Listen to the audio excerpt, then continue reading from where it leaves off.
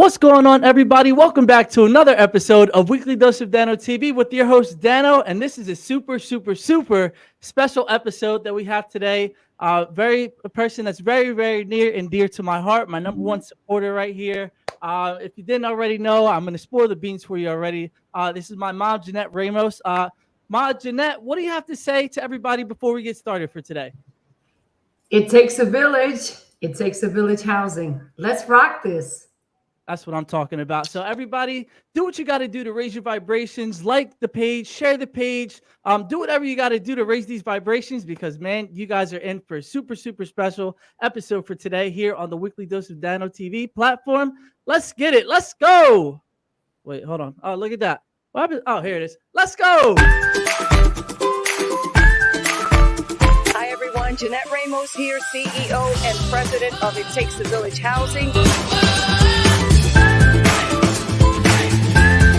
It Takes a Village Housing is a nonprofit organization that houses women who have been affected by drug and alcohol use while having their children live in transitional housing. Services to include drug treatment, mentoring, counseling for the kids, parenting. We set them up with employment. We help them get everything that they need to get them out into the community.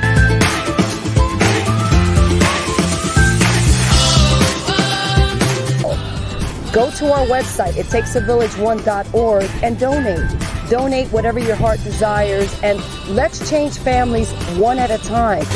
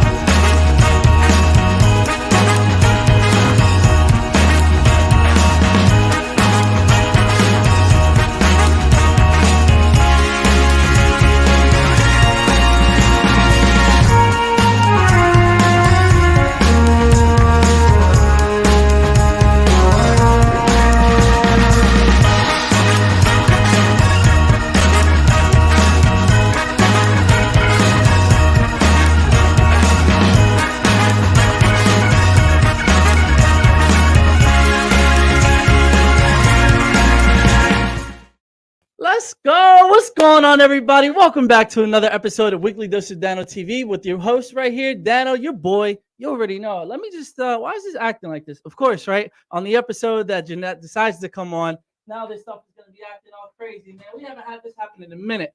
I think it's this side. Oh, it's this side, actually. All I got to do is fix my little green screen area. Perfect. So, everybody, welcome back. Man, there's been so many great things that I've learned over these past few weeks. And I'm just super excited here to bring it with you guys this week. So yesterday there was a fundraising event for It Takes a Village Housing, which was absolutely incredible. I need to see more people there next time, man. It was such a great event. So first, what we did, we went to go see David Lights and Sounds.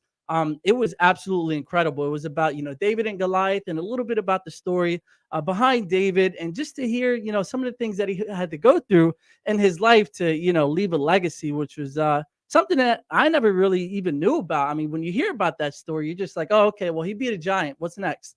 And, I don't want to ruin anything for everybody. Hopefully everybody at least knows that part.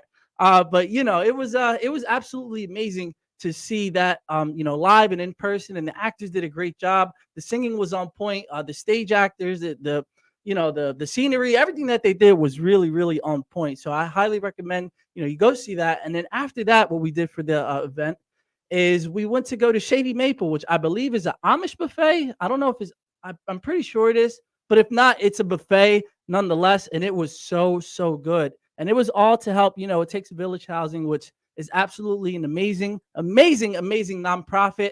And Jannette has come on to today because we're going to be talking a little bit about that. But there's two things that we got to do. I want to talk a little bit about one of the quotes that I heard yesterday, and then we're going to do the affirmations for happiness. We got to do that each and every week. So we program our mind, our subconscious mind, to make sure that, we're living the life that we really want to live. And we want to see our outer world be a reflection of our inner world. So if everything is going great and going, we're giving ourselves positive self-talk, then everything on the outside, man, there's nothing that you can't get through in order to make it happen. So you guys already know, you guys already did it before I could even start talking about it, which is why I have the best positivity posse in the world. But if you're watching this right now, if you're watching this live or on the replay or wherever you're watching this from, please drop a hashtag positivity posse. So I know you guys are rocking with me and that you guys are enjoying this great content. Here we go. Like I said, you guys did it before I could even bring it.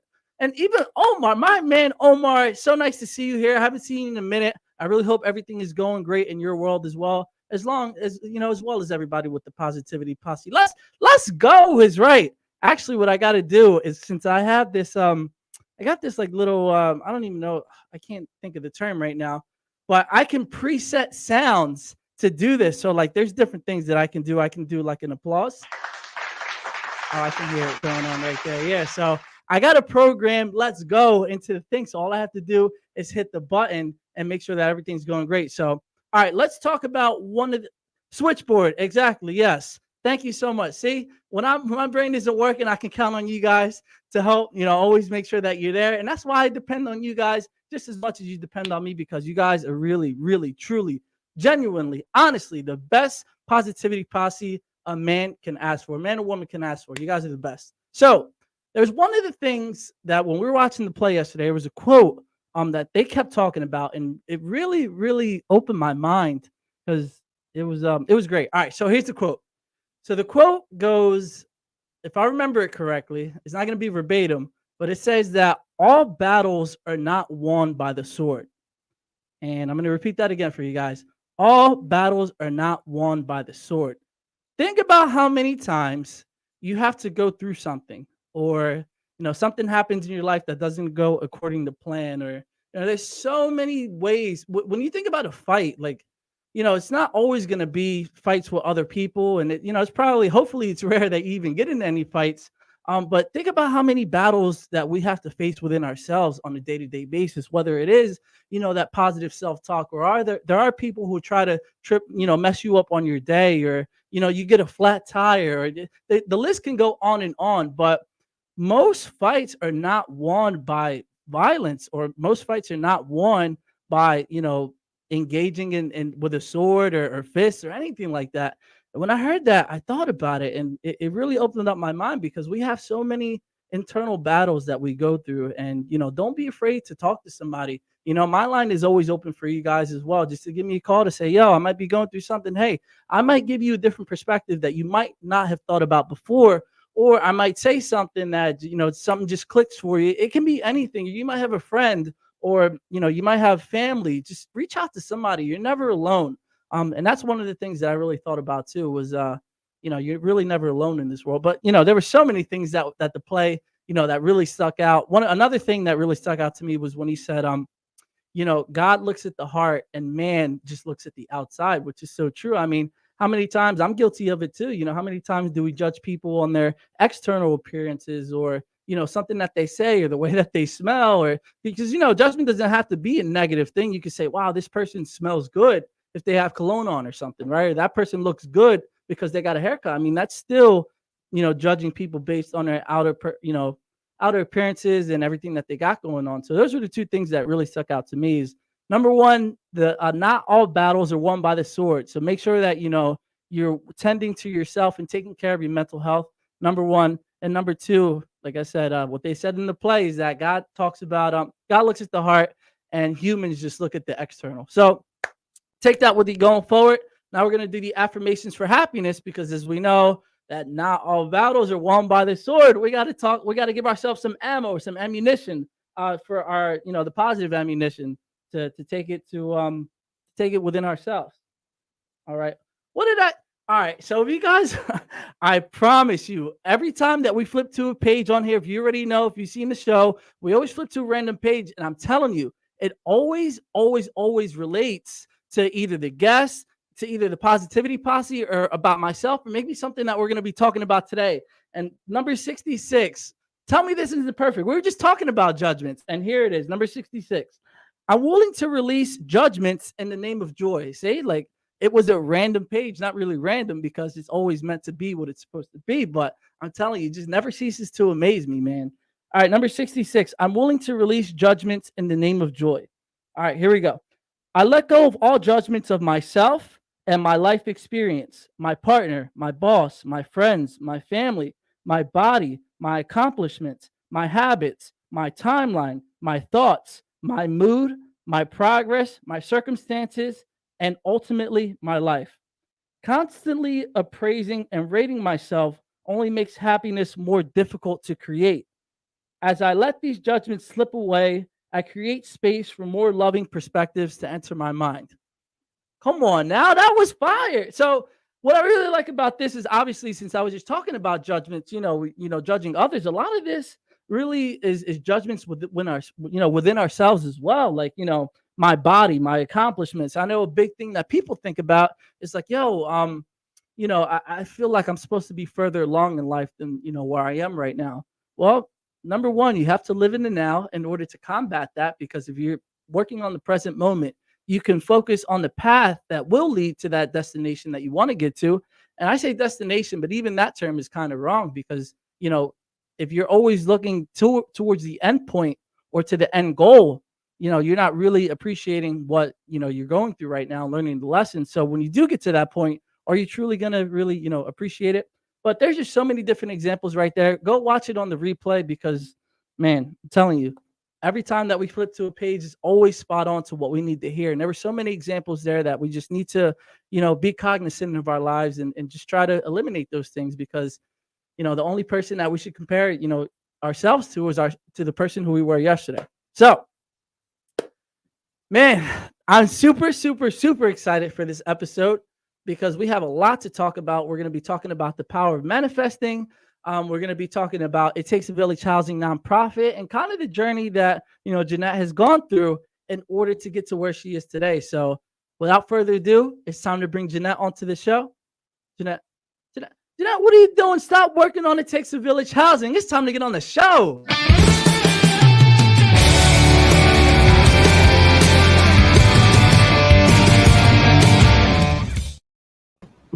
What's going on? Hi, everyone. You have me cracking up in the background here, but I just want to say this, not because I'm your mom, but watching you behind the screen and seeing you mature and do such a great job behind. I mean, you are a natural. You take after me, yes, but to see you branch out and just speak from the heart and just you've expanded beyond your years. And I know you've heard that, you hear that all the time, that you're probably a 25-year-old in a 55-year-old's body, but watching you from this end and being able to see you make a difference in the world is very touching. So keep up the great work, son. I just had to say that. Thank you. Yeah, and you already know that I'm following after you, because the journey that you've gone through is one that's very, very difficult, and I don't think that's really talked about a lot.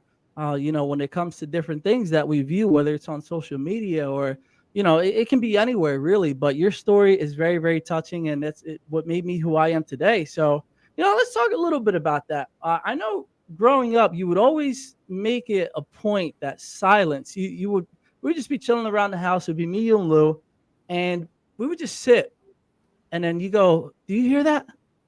I would be like, what are we listening for? And you would always say that silence, and you silence is one of the best things that you could ever have. into this world, and one of the best gifts that you can really value. Can you talk about why silence was always a big emphasis that you really instilled into us? Yes. Well, with silence, you have peace, and with peace, you have tranquility. And when you have tranquility, it means that everything in the foundation, everything in your home is where it needs to be. It's pure. You're grounded. It's just having what you need at that particular time. And so when I talked about being silent, I was in awe, I was in appreciation and gratitude for having that, because many people don't have that. You're in a home, you have some folks that are raised by a two-parent household, and being a single mom, I didn't have to worry about being in an argument with someone, or um, messing up that peace. And that's so important in a home, regardless of having a two-parent household or a one-parent household. It doesn't matter. The bottom line is bringing peace and tranquility to that home is of utmost importance. So I was very grateful and appreciative. And one of the things that I made sure we had on a regular basis. So it was being cognizant, as you were talking about earlier, being mindful of the things that matter to you. And that was very important to me. Peace. Even till this day, we all want to be at peace, right? People don't want to be in a chaotic situation or in a chaotic relationship. At home or no, at work, doesn't matter where they're at. They just want to be at ease, peace. So that's very important. And that's why that was one of the things that I appreciated giving you guys growing up. And I continue to have that. So it just makes you a better person.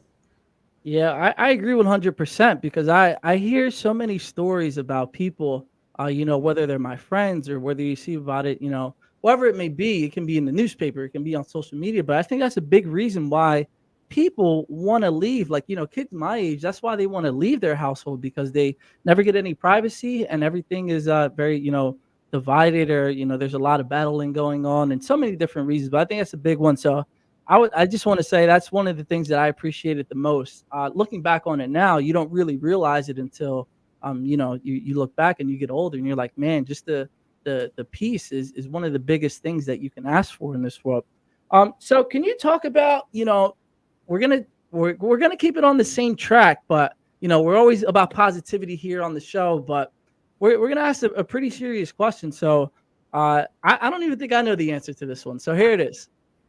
So what was the hardest thing about raising, me and Lou, or two children, as a single mother? What was like the biggest difficulty that you had, and what was your answer to it?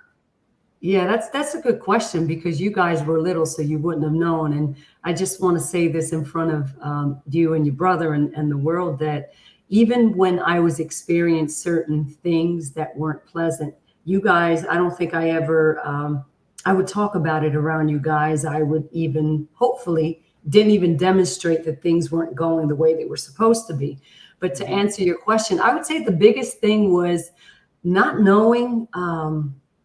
Well, there's a few things, but not knowing, what we were going to have to eat, not knowing where I was going to go at a particular time, not knowing, actually, not even knowing at one point if you guys were safe.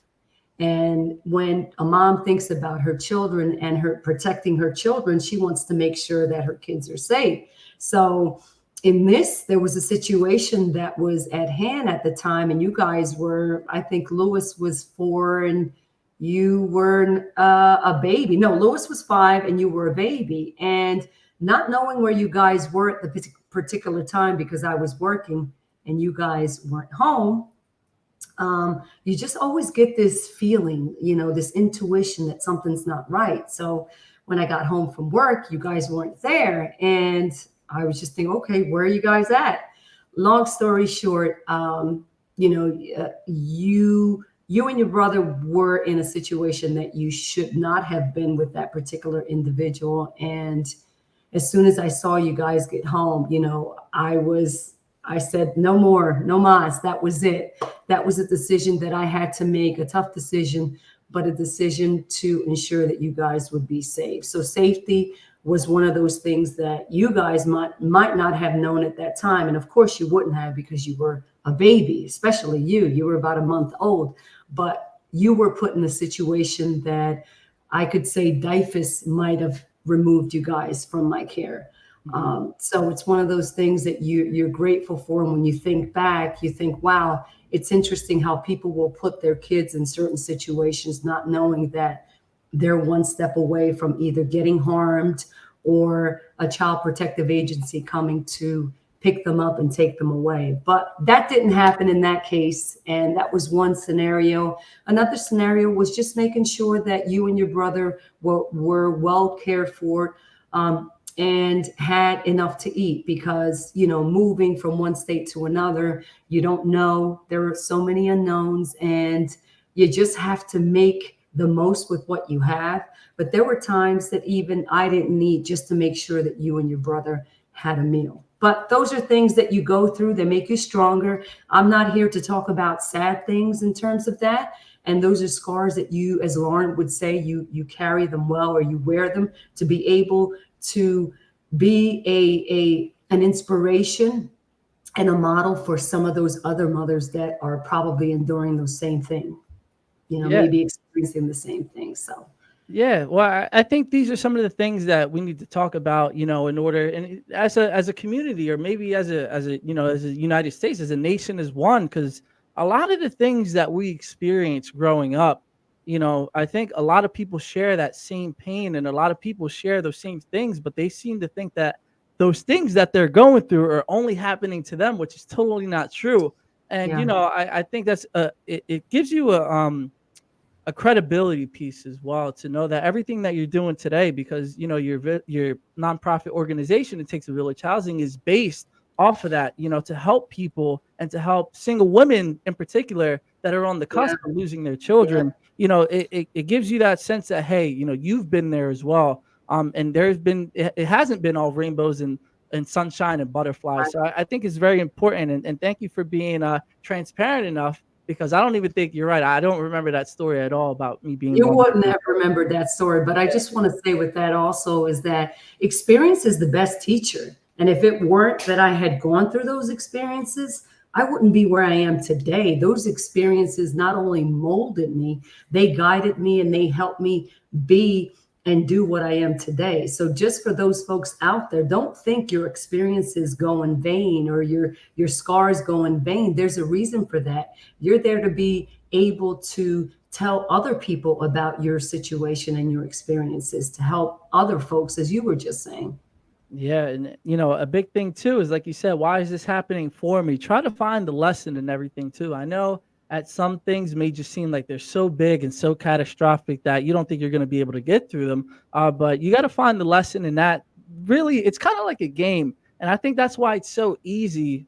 Let me not say easy, because it's not at all. I think that's what's so rewarding when you do get through whatever it is that you're going through, and you come out with that lesson, and you make sure that, you know, you're not going to repeat that again. There's no amount of money that you can put on that, you know, to make sure that, you know, there's no amount of money that you can put on there to really equate, you know, going through life, and just that lesson is priceless. So, you know, I want to fast forward a little bit too, because, you know, these things that you've gone through helped you shape It Takes a Village Housing, or, you know, nonprofit organization today. Can you talk about why do you want to help children, or why do you want to help women, you know, that are on the cusp of losing their children? Well, because as a single parent, I can relate to them going through specific things. I also worked for a child protective agency for nearly 21 years. So I got to see the ins and outs. I got to, I'm a social worker at heart and by trade. And I'm a people person. I love people. I love women. I love children. I love men. I love everybody. But, you know, we're here to give a service. We're here to find out what our purpose is in life. And I've known for a very long time, many, many years, that my purpose has been and will continue to be helping those women and children, or just helping people in general, but specifically women and children, because I know what it's like, having been on the other side, not only experiencing single parenting, but also through my previous employment, seeing what it was like for these women to lose some of their kids and make a minor mistake, and then having to pay the price of that mistake by having, either her kids removed or her rights terminated. So when I think about women and children and mothers and children, I'm a big advocate for that. I want to see families remain together. Using my example, I always say everything starts in the home. The home is the foundation. So if you have that mother and you have those children in her mother's or his mother's care, that's what's molding these kids that will be adults in the tomorrow, in the future. It shouldn't be the foster care. It shouldn't be, grandmom. Grandmom has a role, but she should not be raising kids for the second time. She's done that. And we shouldn't allow the foster care system to raise their kids when they don't know our children. They don't know the specifics. Children were meant to be raised by that parent. And I do understand that there are some parents that will not be able to do that. That's not what I'm saying. But, I know what it's like because I experienced as a single parent raising two sons in the city of Camden. I know what that's like. So, and I did it. And if I can do it with all the struggles and the obstacles that I went through, anybody can do it. You just have to stay, grounded. Don't quit. Hang in there. Things will not stay the same forever. Nothing stays the same forever. And I may be getting ahead of myself, but you guys are this example that the proof is in the pudding. When you hang in there and you do what you're supposed to be, which is to raise your kids as best as you can, listen, they end up taking care of you when they become adults, and you can relax after that because you've put in the time, you've put in the work. So bringing it all back to families, I'm about preserving families, and I would like to see us do a better job at ensuring that kids remain in the home, because that is the foundation.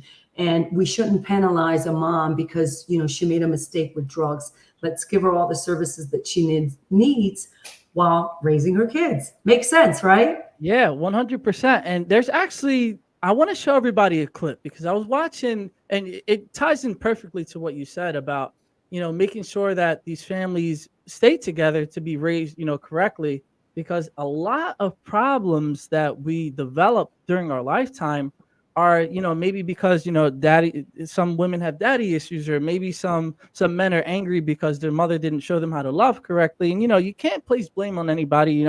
Everything that happens is supposed to happen for a reason, but it's up to you to really learn what it is that, you're going through, or the challenges, and to really grow through them so you can help other people and help the next person. And now here's a clip that, like I said, I was watching this on Snapchat, believe it or not. And they were talking about Death Valley, I believe. And just listen to the clip. And after this clip is over, I want to hear some of your thoughts about what this guy is saying, because, man, he's speaking some absolute facts. And you don't really think that, homelessness or, maybe drug issues are associated with growing up in a broken family, or maybe a broken household. But here's just a clip for everybody. This is a very, it really helped, open up my perspective and my eyes, just to hear about the different things that may be going on inside of a household. So here it is. Let me just share this screen with you guys as well. Here it is. Boom. All right. It's a 1-minute clip, so it's super quick. All right. So let me know what you guys think in the comments as well. But, Jannette, I want to hear about your ideas and opinions about this clip right here.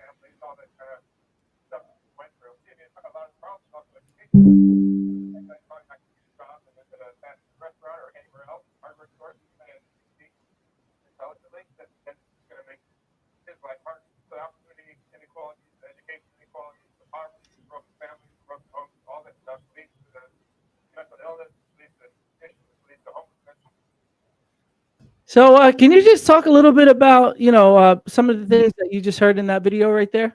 You know, it was a little bit difficult to hear the video. I don't know if other viewers had that same issue, but he basically was talking about, the homelessness, how it all starts in the home. But I mean, if you want to elaborate on that, because I really couldn't hear what he was saying. But if it's what I thought it was, the homelessness doesn't start. People don't wake up and say, hey, I want to be a homeless guy or a homeless woman. Those things just don't happen. Somehow, somewhere, there is a breakdown in the home. And I'm not saying that all of these cases are specifically that they weren't raised by a parent or a two-parent household. But, we have things like maybe their parents had been on drugs previously. They were latchkey kids, or, they just didn't. They were raised in foster care or on the streets or with grandma. And the importance of all of that. And in this video, I'm sure that's what he's alluding to, is that it all starts in the home. So if you get that foundation, let me just say this. Nobody has a perfect home. So when I say home, I don't mean that, you're going to be in a home where things don't happen. There aren't any problems. You don't come across certain things. A home is a home. But for a child, regardless of certain things that happen in the home, they would rather be in a home with that parent versus being in a foster home, or with a grandmom or with an uncle or with an aunt. So when I say a home, I mean, as parents, our children don't come with instructions. So some of us, first-time parents, don't understand what's going on. Maybe they weren't taught how to parent. So we do the best that we can, right? Through trial and error. But you do what you can as a parent to ensure that you take care of your child the best way that you can. And if you don't know how, ask somebody, seek guidance, go out and get the help that you need. You might have had a mom that didn't raise you, but you got to break the cycle somewhere. So I just want to say that as well. But yes, these homeless folks, for the most part, do not end up becoming homeless. They either end up getting, hooked on drugs, losing a job, and things of that nature. But for the most part, if the foundation has been solid, for the most part, if it's been solid, odds are that he or she is not going to end up on that path, the same path. So it was a little muffled, though. I could barely hear the audio, but I'm guessing that's what he was alluding to. Yeah, well, let me know if you guys had trouble hearing that clip too, because I know there was subtitles at the bottom too. But that's basically what he was talking about. Just these people, you got to keep peeling back to layers as to why these people end up in the situations that they're in as well. And I think that's a really big key. There was two things there. One of the keys is that really does start within the home and the way that everybody grows up. And then number two is we need to do that. Like, we need to have these self-reflections, maybe have them once every week. I mean, at the very minimum, like once every month. I mean, I know people are busy, but come on, you ain't that busy that you can't look at your life just to make sure it's going in the right direction. But self-evaluation is such a big key in today's society, or in personal development. Let me not say in society, because I don't really think too many people do it. I don't, when I talk to my friends and everything, they're just like, I'll get around to it, or, I'm so busy with work, and, I'm so busy with my girlfriend, or, all these other different things that we have to make sure that we're looking inward to make sure that we are living the life that we want to live. Because that's so important. Why else are we put here on this earth? We're not here to work for somebody else. We're not here to pay taxes until we die, not work until we're 60 years old. I mean, that's not what I believe. But, can you talk about that? Because I think that with that self-reflection, it helps you get through one of the biggest, I think it's one of the biggest hurdles of your life, or the biggest leaps of faith, to start your own nonprofit organization. Can you talk about that journey of where you were to where you are right now, and as far as starting the nonprofit? Absolutely. Well, that happened 11 months ago. I just want to say that, having worked for a child protective agency for nearly 21 years, I thought at one point maybe I would be retiring from there in about 7 years. I was gracious enough to land there 21 years ago, and I'm very appreciative that I got the opportunity to work there, because I got to learn as well what things to do while having two kids and while raising two kids. So with that experience and personal experience, it molded me into the person who I am today. But I decided that after almost 21 years, some of the bureaucracy, some of the things, the decision making was not for me. I just wasn't in agreement. Again, I'll say that being that type of person to want to see families flourish under one roof has always been important to me. So we've made some mistakes in the state, as everybody makes mistakes, right? But I just decided that I wanted to help families in a different capacity. For those that don't know, when you work for a child protective agency, you have to make some decisions that don't always resonate good or well. And one of those being having to remove children from their homes. And sometimes they were good decisions, sometimes they weren't. Nonetheless, I had a vision one day that I was to help families maintain that foundation and preserve those families. So I decided to take a leap of faith and leave my job and open up a nonprofit organization that houses mothers who have been affected by drugs and alcohol. And instead of removing her children from her care, we would do the opposite. We've been doing so many removals in the past several years. Let's do something different. Let's see what it would be like to have children stay with their moms, give them the services all under one roof, prepare the children, and put them right back into the community and see how that works, right? It makes sense, but it's something that isn't being done or hasn't been done in many, many years. And I always say that I hope to be around to be able to see the consequences of that. So instead of saying, hey, Johnny was removed from his mom, she lost all her parental rights, and now they don't speak to each other. He may not even know who she is, versus Johnny got to stay with his mom. He is now 18 years of age. She got rehabilitated, and they have a great relationship today, right? Those are the kinds of stories and surveys and real life stories that I would like to hear from these families. So I know we can do it. We've terminated rights in the past based off of marijuana, and I don't use marijuana and I don't condone it, but it's legal, right, in some states. So Yeah. we've gone as far as terminating those rights, and that's unfortunate because we have situations like that now where the families don't even speak to each other. But the laws were the laws back in the day. So I can't change that. I just want to be able to be a change, be a positive change for our families. So that's my goal, is to open up this nonprofit organization. I started it 11 months ago. Things are going great. Things are working out for me. I know this is my purpose. I know this is my passion, and this is what I propose to do until God says otherwise. So it's an exciting journey. And I'm not saying that, for those people that have their passion and their purpose, go out and seek it. Definitely go out and do it. Is it easy? Nothing's ever really that easy. However, if you know that that's what your purpose is, go out and get it. Everything else will fall into place. Oh, Don't yeah. even And worry about it. yeah, and if it is too easy, you should be a little bit skeptical too, because what's the saying? If it's too good to be true, then it probably is. It is. 100%. So always be mindful of that. Now, here's a comment I want to show. All the local politicians should be seeing this to see how they can support ITAVH. It takes a village housing, in case you didn't know the acronym. But I want to talk about one thing really quick. So number one, if you're watching this right now, of a single mother that might need some help, or, they maybe need some guidance, tag them right now, like share it so they're able to see it, because this is the whole point of, having all of these wonderful, wonderful guests come onto the show, because when they come on to talk about their experience, we're doing this to help everybody. It's not just about to say, it's not just for us to say, hey, look at us, we're on TV. Hi, mom, look, we're on TV. No, that was a joke, but it's like really share this information and tag somebody if they need to hear it. But here's what I want to talk about.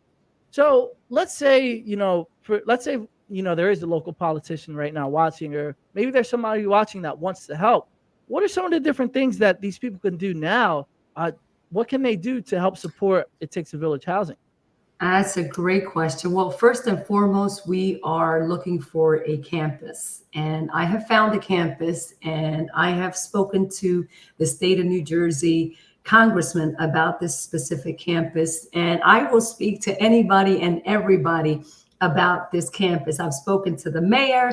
Shout out to Mayor Vic Karstoffen, because he's been a great support to me. And, he supports me. It's just, I understand it's a bigger red tape than that. So shout out to him. And I talk to everybody that will listen. So the biggest thing right now is a campus. So what we need are monetary donations.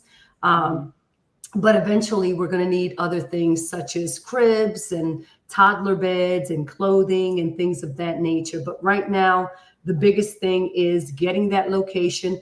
415 North 9th Street, Camden, New Jersey, is the spot that I have seen, I have fallen in love with. And right now it's all about the money. It's all about the Benjamins. So Donald Norcross, if you're listening right now, I've asked you for that building. Help me out. Let's see what you can do, what we can do in the city, and get that campus up and running.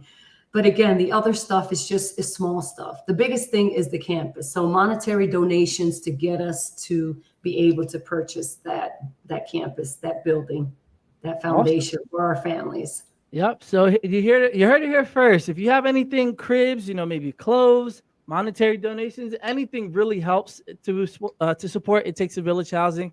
So don't be afraid. Reach out. We're gonna play some of the we're going to give the information, but here it is right now. If you want it right now and you feel it within your heart to help out It Takes a Village, here's the website, ittakesavillage1.org, or you can send an email right here to ittakesavillage@gmail.com. Or if you just want to connect to Jannette directly, the Facebook is Jannette Ramos on Facebook.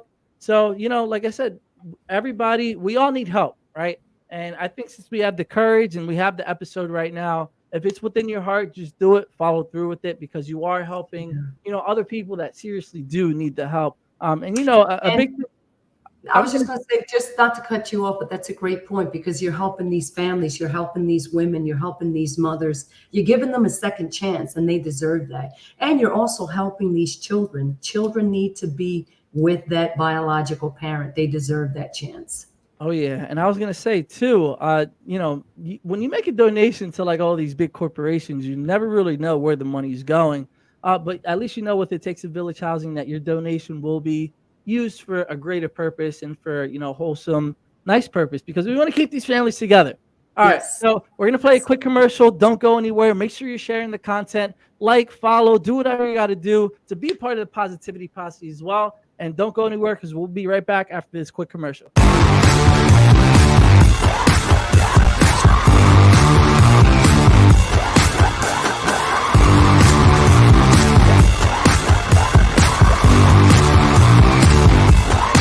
Except I received this insight about a title called Prisoner of War. The book.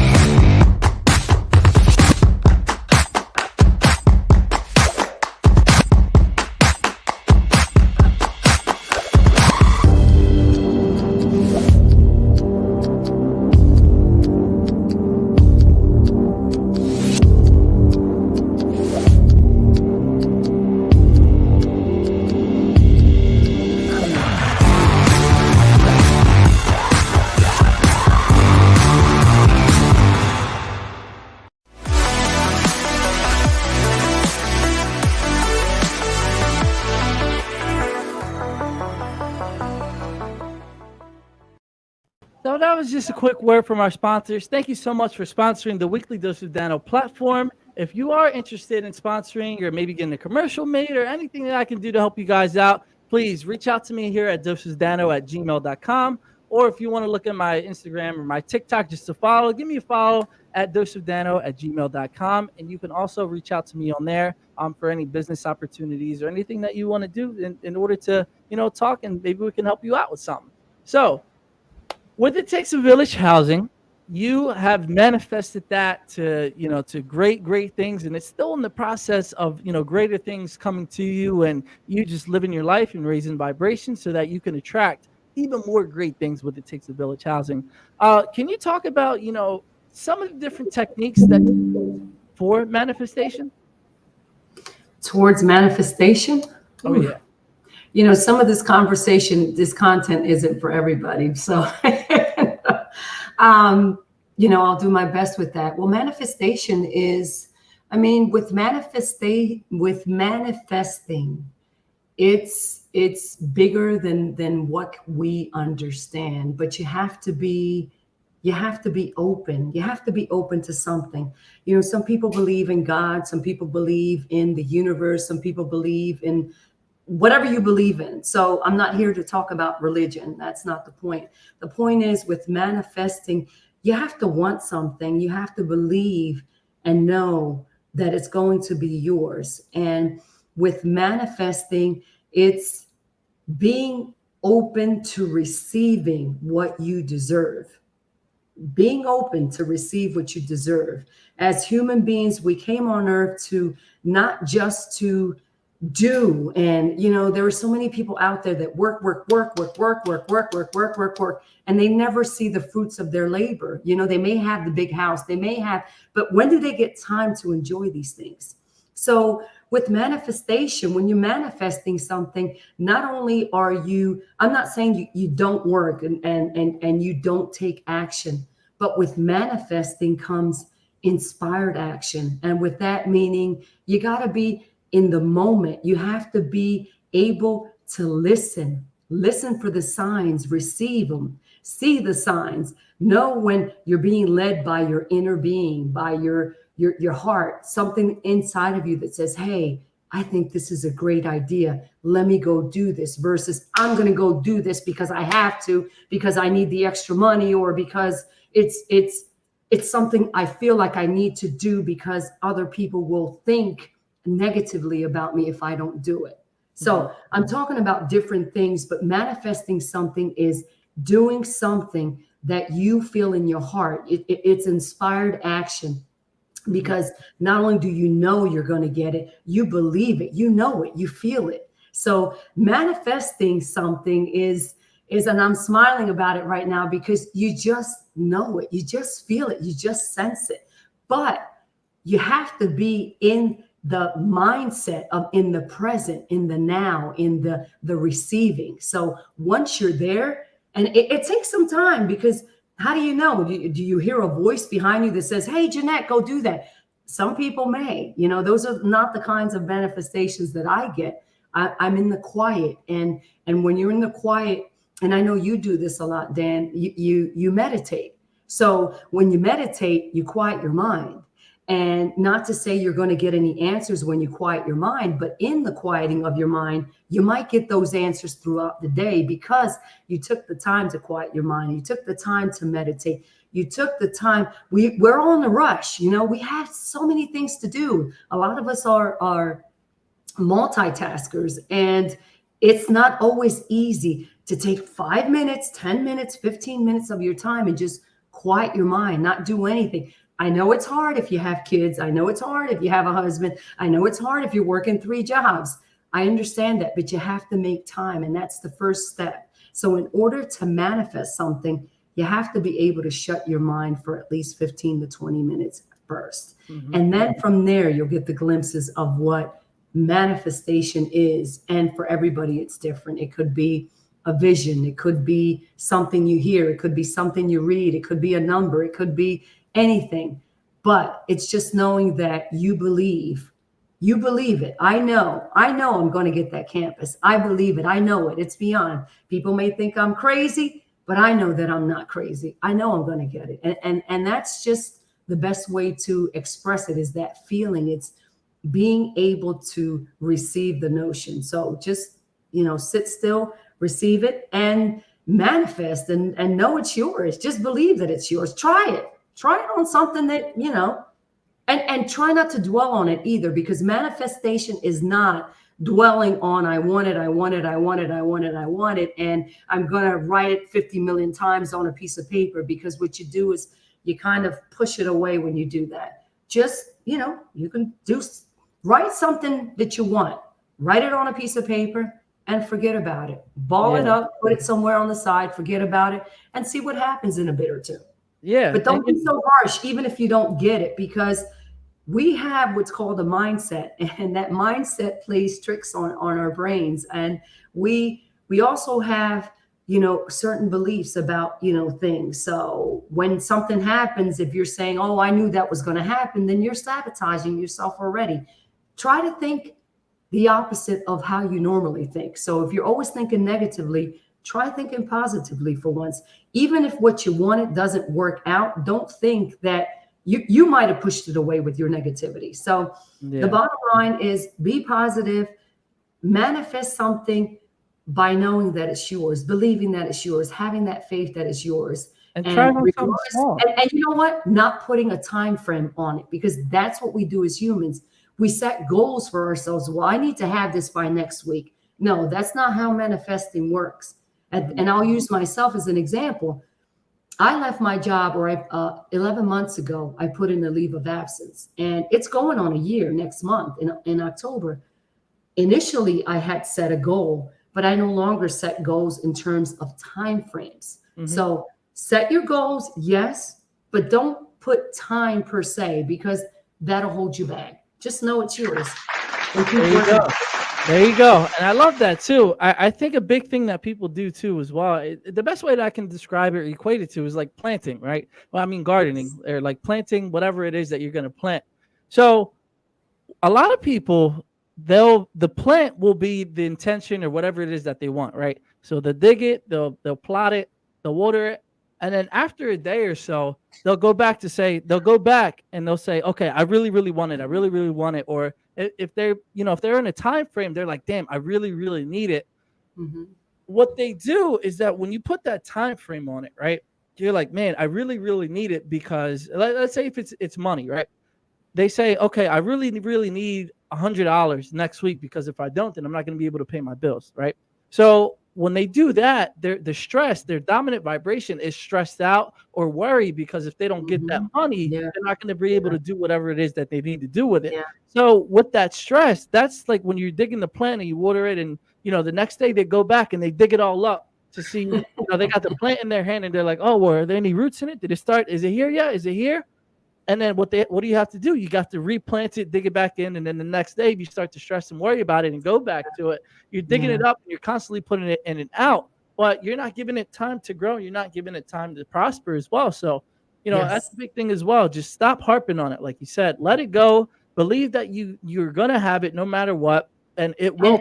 You know what, Dan, too, what's interesting about that analogy is that people do that when they go plant a seed of corn or a pepper or a tomato. They know it's going to take some time. So they don't even think about it. They just continue to water it. You're not going to get it right away. So imagine doing that for some other things. Plant your seed of whatever it is that you desire and start watering it, but don't stress over it. It's going to take some time to get you to reap what you sowed, right? That's why that's a saying, you reap what you sow. But at the same time, that's the same thing if you were to plant something poisonous, if you're sowing that, that's what you're going to reap. So that analogy goes to that as well. But in the meantime, be happy. You know that if you're planting a seed of corn, eventually you're going to have some ears of corn. Isn't that exciting? Doesn't that make you happy knowing that? That's the same thing with manifestation. You're asking God, your God or the universe for something. No. And be happy in the journey. That's part of the journey. That's the fun stuff. Because if we got from point A to point B right away, what would we be doing? All right, now I got to do something else. So enjoy the process, enjoy that journey, because it's fun. And I have to, revert that back to It Takes a Village Housing. I have to say that I have had the best time of my life in the last 11 months, preparing, planting those seeds, even knowing that I've had people say no to me on a regular. The old me would have been upset about that, but life goes on. It's okay. You're supposed to get that contrast. You're supposed to get people to say no to you. It just makes you strong. It just makes you keep going. Like, that's what I do when somebody says no. Okay, well, thanks anyway. On to the next. Yeah. And you can have the best product in the world, which, what your product is absolutely amazing, but we're going to talk about it in a broad perspective. You can have the best thing in the world, but some people just won't see the value. So some people are going to say yes, and some people are going to say no. So whatever it is, you're just going to have to move on through whatever it is. So we only have a few minutes left. And I want to take it back to It Takes a Village Housing, because everything that you're doing is absolutely amazing. I mean, yesterday you had one of the greatest fundraising events that I've ever been to. And I mean that honestly, not just saying that because, you're my mom or because I went to the event. No, because, the message behind it was absolutely amazing. And what you provided for everybody was absolutely amazing as well. So we only have a few minutes left. And by the way, that was our first fundraiser, first of very many to come. First of very many. I can't wait to see what's next. So let's talk about that in the last few minutes that we have, because the second half really just flew by so quickly. Can you talk about what's next for It Takes a Village Housing and what people expect? Well, listen, I'm not going anywhere. It Takes a Village Housing isn't going anywhere. Like I said in the beginning, this is my passion. This is my purpose. I may not be working for the state of New Jersey in that capacity, but I work this organization Sunday through Saturday, whether it's phone calls, emails, presentations, fundraisers. Well, the first one, even a fundraiser in preparing for a fundraiser, that takes time. So, for those of you that have a passion out there, go get it, go do it, go work it. But what the future holds for It Takes a Village Housing is I just want to make a prediction. I'm hopeful that by sometime next year, by this time, we will have that 415 North 9th Street building, and that our families, the goal is to house 25 families. But if we start off with 5 families, then, we're moving towards that goal. And if we're not there by this time next year, another goal is to be able to help these mothers and these children in another capacity, meaning services. So we want to be able to initiate the drug treatment services, the counseling services for the kids, the promoting of getting them ready to get out into the workforce or to studies, whatever it is that they would like to do, because we all want to do something with our lives. And we could take a topic and take it into a different conversation. But again, we're all put on this earth for a reason. People don't wake up to say, hey, I want to be a drug user when I grow up. That doesn't happen. So I just want to be that entity to be able to show the world that we should be helping this population. This population needs help, and we shouldn't turn the blind eye, and we should help them, because remember, our kids don't stay small forever. You're talking about the future. And we want to be able to ensure that these kids of today that will be those adults of tomorrow, be those adults that are in normal relationships, not dysfunctional relationships, that they have a chance at not choosing drugs versus choosing drugs because his or her mom chose drugs, or going to jail, or committing a crime and things of that nature. So I want to be that entity that is helping that population take a different path. So you can expect Oh yeah. So thank you. I mean, sorry, I'm telling you, the time it's been absolutely going so quickly. So everybody, if you want to reach out to It Takes a Village, here's the website that you can visit. I was gonna say village. Here's the website you can visit. It takes a village1.org. It takes a village mom@gmail.com if you want to reach out and send Jannette a message directly, or on Facebook you can reach out to Jannette Ramos. And there's 2 things that you said. You said number 1 in the beginning that we're not going anywhere. I know what you mean by that. You're here to stay, but you are going somewhere. You're going to the top. You're going in the right direction. So when you say that, say we're going in the right direction. Will be my thing for you as well. And you said you want to be, that entity that keeps families together. No, you will be. Not that you want to be. There you go. That's manifesting at its best, right there. You said it. You're right. There you go. We're going to the top with It Takes a Village Housing, and yes, I will be that entity to take It Takes a Village there. And remember that, because it truly does take a village. So I need all the help. If anybody's interested in volunteering their time, that's great as well. But it truly does take a village. So shout out to my villagers.